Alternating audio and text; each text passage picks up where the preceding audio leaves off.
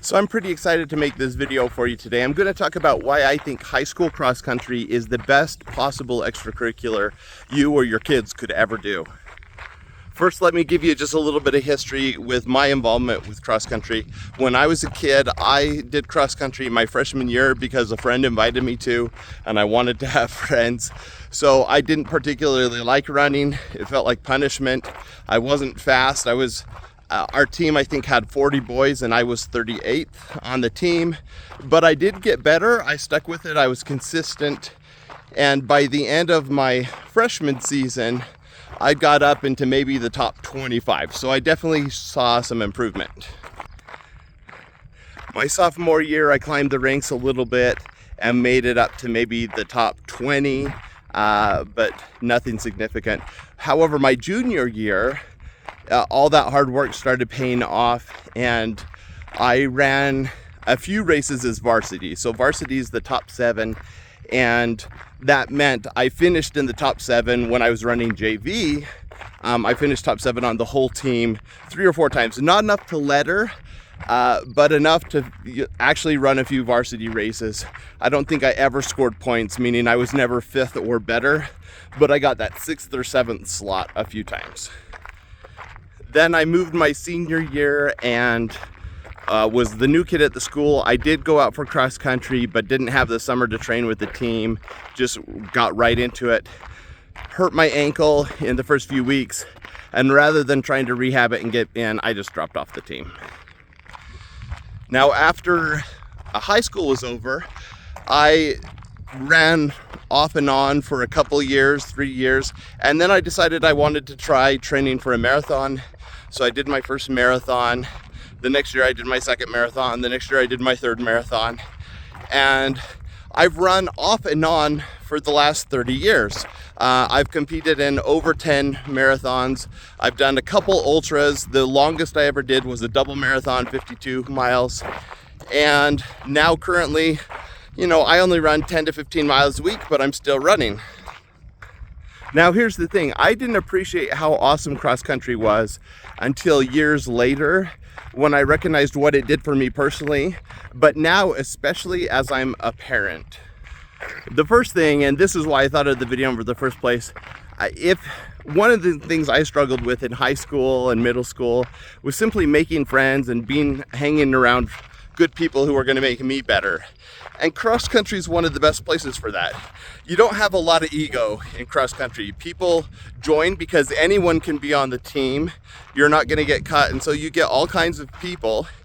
But generally, and I've seen this everywhere we've ever been, cross country teams are supportive, accepting, inclusive, and while you're surrounded by cool people, you're also doing cool things. You're working hard, you're setting goals. You rarely compete.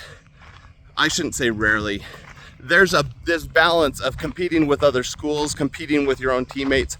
But the thing that I think we see in cross country more than almost any other sport is you compete with yourself. You can win every race by setting a PR, by getting a little bit faster, doing a little bit more.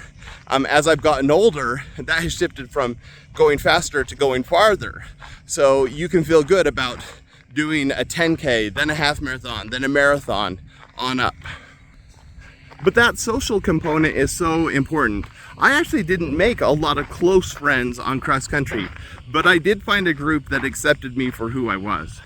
Fast forward to 6 or 7 years ago, I have 4 kids. None of them have ever really been into sports, which was sad to me. I love sports, but I didn't have any hopes that they would do competitive sports in high school because none of them ever showed an interest. However, when my oldest son started or was about to start high school, when he was going from middle school to high school, that's when COVID happened. And everything shut down, but the first thing that opened back up was things that were outdoors because you could social distance, which meant that cross country was big. In fact, in a normal year, you'd have maybe 10, 15 new freshmen join the boys cross country team. In 2020, they had 75 boys join the boys cross country team. And my son was one of those boys. Now, he didn't join for me. He joined because there were pretty girls on the girls' cross country team, and he wanted to be around the pretty girls. And not a bad strategy. But he joined and was a casual runner similar to what I was when I was in high school. And he ran all 4 years of high school. He went off and on with the track and joined the tennis team, went out for volleyball. So he had different spring sports. But in the fall, he did cross country every year. And similar to me, he was consistent, he worked hard, but he wasn't uber competitive. By the end of his senior year, he was around the same place where I had been as a junior, which was getting close to running varsity. So he was scoring points for the JV team, but he never quite cracked varsity. That said, his times were actually quite a bit faster than mine. He became a better runner. But it was interesting because similar to me, he never totally fell in love with running in high school. He did it for the social benefits because his friends were doing it, because he could measure progress. And that's why he was in. Now his little sister, who also never played sports, joined because her big brother joined. So a couple of years later, she joined the women's cross country team. And again, for similar reasons, for social reasons. Now she's shown more consistency and dedication than either I or my son did. And consequently, she is ranked higher on her team. She's not varsity and she's going into her senior year right now. So we'll see what happens this summer. But her off season's been really good. And I think she's gonna make a pretty good jump. I don't know if she'll make varsity, but I think she's pretty close. I love that some of her best friends came from joining the cross country team. And it has been a real benefit to her these last 4 years. She's a little more shy, has some social anxiety like I did and do. And for her, that was just a really easy and natural way to meet people. And some of her best friends came on the cross country team. But the social benefits aren't the only reason to join cross country. One of the things that I like that I saw in my own life, but I've seen for my kids, is that it instills a work ethic. You have to show up, you have to work hard. It's really hard to slack when you're going for a 5-mile run. You either do it or you don't. And there's enough social pressure there that you do it, right? So you learn how to do hard things, and that is such good preparation for life. Now, connected to that is consistency and persistence, right? You have to show up day after day after day. If you miss a day of cross country, it's not the end of the world. If you miss a week, you have to come back from that. If you miss a month or take 3 months off, then it's like a reset. You have to kind of start over. And so that consistent effort over time really pays off. Also connected to that is if you're going to commit time, this is going to help with your time management, right? Because you have to calendar it in, you have to schedule it. You might set goals and have some kind of training calendar. And that's great preparation for life too, because you're just going to get busier and busier throughout the rest of your life. So learning how to manage that time is really important. The final thing I want to talk to you about today is the benefit I've seen since becoming an adult. Perhaps the thing I love most about my days in cross country is that it exposed me to all these benefits of being a runner, of being outdoors, of grounding myself, of being out on the trail, of working hard. And as an adult, while I've never fallen in love with running, I definitely love what running does for me. I love being out on the trail. I love that this is where I get my most creative ideas. I love that this is where I spend time getting to know my wife and my kids, is out on this trail as we're either running or walking together. I love the benefits of health, of being out and doing regular exercise. And I always struggled with my health, but I hate to think where I'd be without running because it has definitely made a big difference in my life.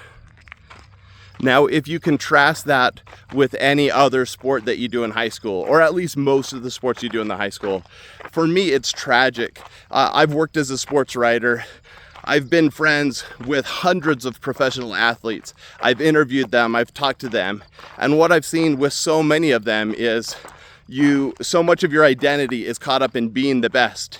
And once you're not the best anymore, one, you don't participate in the sport anymore because it's hard to do competitive football for your whole life.